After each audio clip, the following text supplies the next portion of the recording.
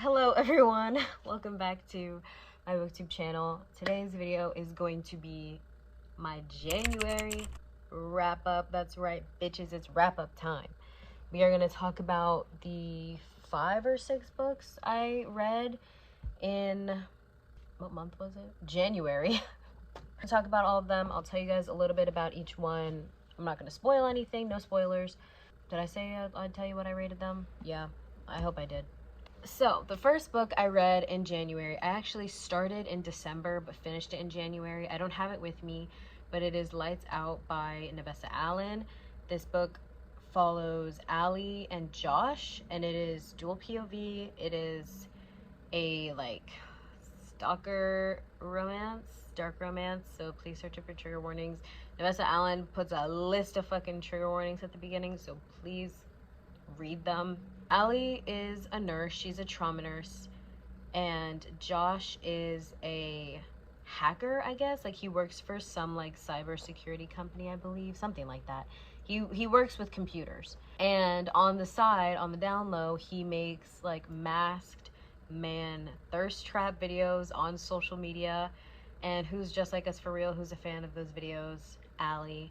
Josh becomes intrigued by her and starts stalking her a little bit, but it was very sweet and thoughtful. This book was really good. I rated it 4 stars. I enjoyed it. It wasn't amazing. It wasn't the best book I've ever read, but it was fun.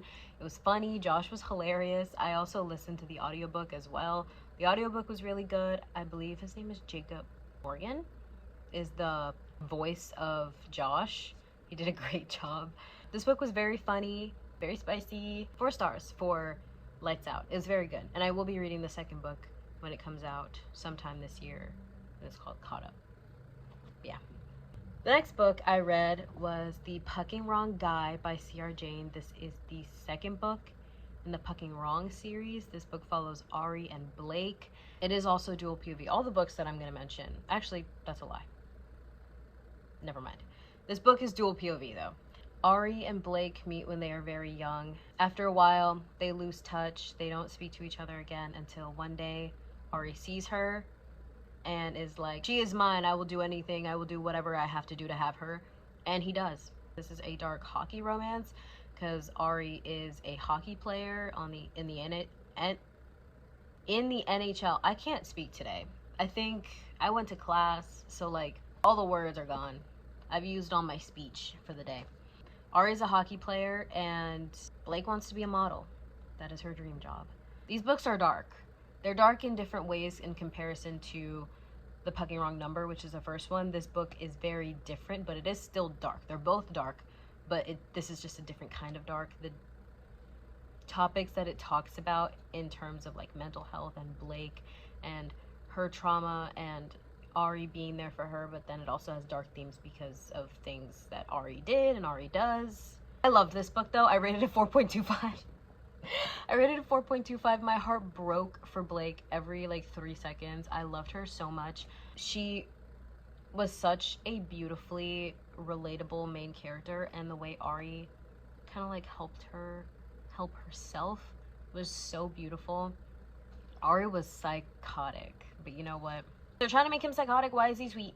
Why is he thoughtful? I definitely loved Ari. Obviously Ari is the main character in this book. Lincoln is the main character in the last book. They are best friends, and their friendship in this book was so fucking funny. And you also see crumbs of the next guy. His name is Walker. He is who The Pucking Wrong Date is about, which is the one after this one. I need to read that book so soon because I loved Ari's relationship with Walker too. It was so funny. Ari is hilarious, but he was so soft and so sensitive when it came to Blake. He was obsessed with her. Yeah, The Pucking Wrong Guy. It was so good. Then, I'm not even really going to say too much about this.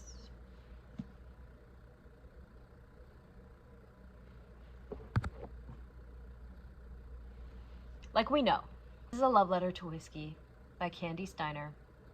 This book follows Bee and Jamie, and it is not dual POV, which is why I corrected myself before.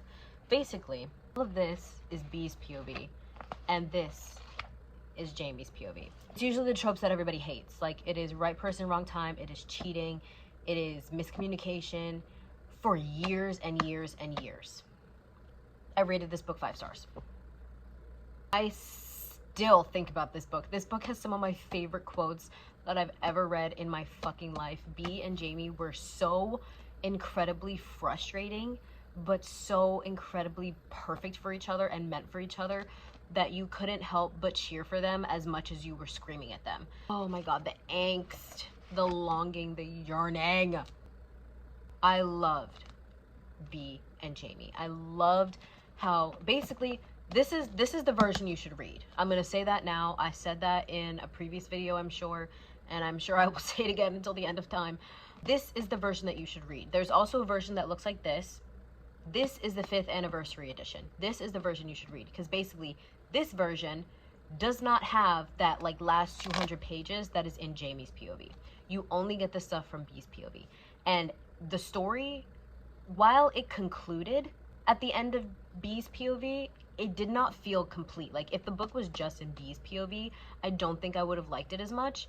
But because you had that extra like 200 pages of Jamie's POV, it kind of like cleared up everything that happened in Bee's POV in a way. It wasn't as extensive, obviously, but you got his point of view from every like important part in the first like 80% of it that was in Bee's POV. So do not read this version. Don't read it. Read this one, because I promise you, if you read this version and you didn't like the book, maybe try this one and you'll see. But I can definitely understand why someone wouldn't like this book, because like I said, it's usually every trope that people hate. But I didn't even fucking care. 5 fucking stars. I have not stopped thinking about this book. Bee and Jamie live rent-free in my fucking head now. And again, this book has some of my favorite fucking quotes. I tabbed the living shit out of this book. All I have is whiskey. You would never be the same, and neither would I. He cracked the smallest smile at my lame attempt at a joke. There he is, I thought. There's my Jamie. Oh, I'm gonna cry just thinking about this. I meant what I said earlier. Let me drive you until your car is fixed. We can be friends, Bee. Please let me be your friend. We're done. I can't. I can't. Next up, after that, I tried reading Say You Swear, which was probably the stupidest thing I've ever done. I got 4 pages in and I couldn't do it. So I decided that I was going to continue a series that I had started, and I actually still haven't finished. And that is the Brutal Birthright series by Sophie Lark. This is not in order, but the first book is Brutal Prince. The second book is Stolen Heir. The third book is Savage Lover. The fourth book is Bloody Heart. And then the last 2 books I actually have here, Broken Vow and Heavy Crown. I read Brutal Prince maybe in like September or October, something like that, and I finally got the rest of them. So I read Stolen Heir. Obviously this book follows Nessa and Miko. This entire series is mafia. It follows 2 main mafia families, the Griffins and the Gallows. So basically in Brutal Prince, it is an arranged marriage. Ada Gallo and Callum Griffin get married, so their families are connected, I guess, allies now.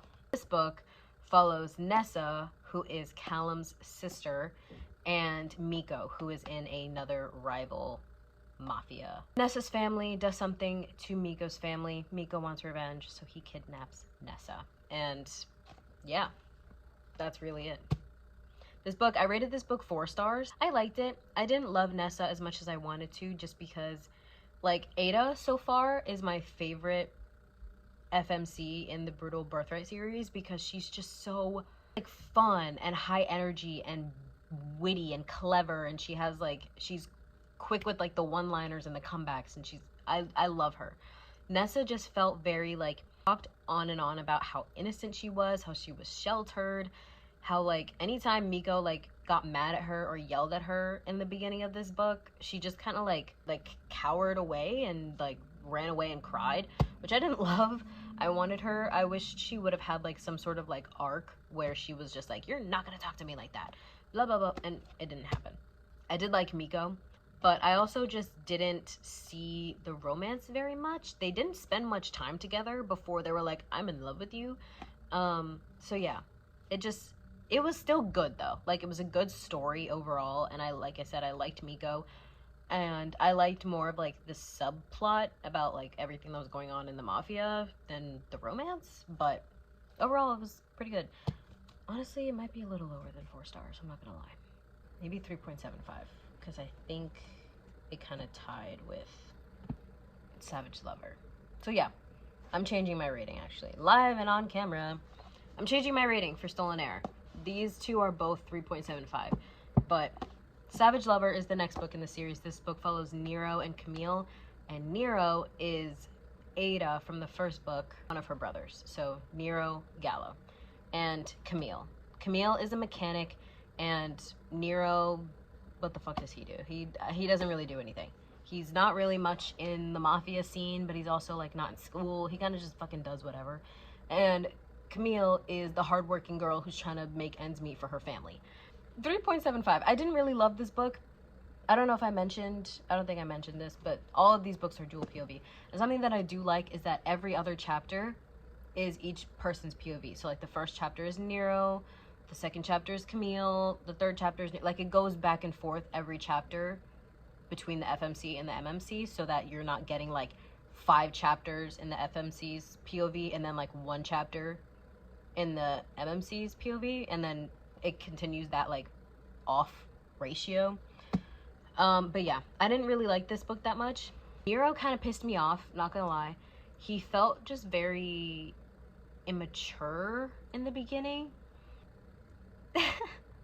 He annoyed me because, like, you know, I know it's more or less unrealistic for even fictional men to be completely infatuated with the FMC right off the bat. But he said multiple times throughout the beginning that, like, he didn't even think that Camille was attractive. He was just like, I never thought about her like that. I never thought she was attractive. She's not my type at all. Blah, blah, blah, blah, blah. And I was like, okay, I get it. Like, you can find love in, like, places or in people that you didn't necessarily think you would before. But there was nothing wrong with this girl. Literally, she was a mechanic. So, like, she loved cars.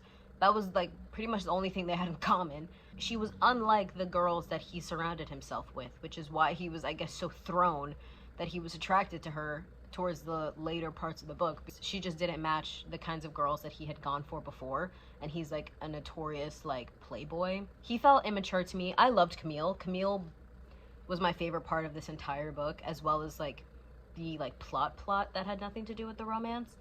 But I'm not gonna lie, the reason why this book is still like higher than a 3-star is because at the end, Nero was fine. If he was like that throughout the entire book, it was fine. Like, once they were together, he was like, I'm all in. I want her to be my girlfriend. I want this. I want that. She's my everything. But in the beginning, like, he was drawn to her, but he didn't know why, because he was just like, I'm not attracted to her, so I don't know why. I don't know. It just wasn't for me. It just wasn't for me. So 3.75 for both Stolen Heir and Savage Lover, but... Then we got to Bloody Heart, and clearly I tabbed the living shit out of this as well. I rated this book 4.75 stars. It was almost a 5-star. The middle was a little bit slow, but then the ending was kind of rushed. So it didn't fully feel like a 5-star, but this book was everything. This book follows Dante Gallo, who is another one of Ada's brothers, and Simone. It is the second chance romance. They meet when they're young. They are torn away from each other for like almost a decade, really, and then they come back into each other's lives. And this book is everything. This book is everything. Dante was head over heels as soon as he fucking saw her. Well, not head over heels, but like he was just like, she is the most beautiful woman I've ever seen in my life, and I have to be near her at all times. Like, one of my favorite quotes was, okay, little spoiler, he, you know, he's in the mafia, so he knows how to be an E, but she literally just said, but why did you come? And he said, I had to see you. Did you get the flowers I sent you? And they matched the dress that she was wearing the first night they met. Ah! This man was absolutely fucking everything. First of all, probably the most beautiful characters I've ever, like, seen in my life. Like, oh my god. This man was everything. I loved their dynamic because she was so like sweet and such like a people pleaser, but like eventually like broke out of that and like started standing up for herself, and he was just like, he was so down bad for her. He was so soft for her the entire fucking book. But like I said, the middle was a little slow just because they had gone almost a decade without seeing each other at all.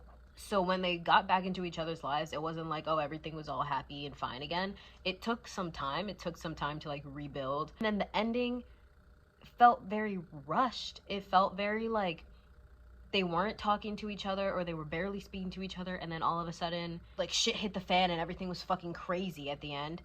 And then they were together, and it was just like I wanted a little bit more of them like rebuilding their relationship, and I didn't really have any of that. So it's a 4.75, but it came very close to a 5-star because I absolutely loved both of the main characters and I really liked the plot. The ending was so fucking crazy. The ending was a literal Criminal Minds episode, and I say that because there is an actual Criminal Minds episode that has the plot of the ending.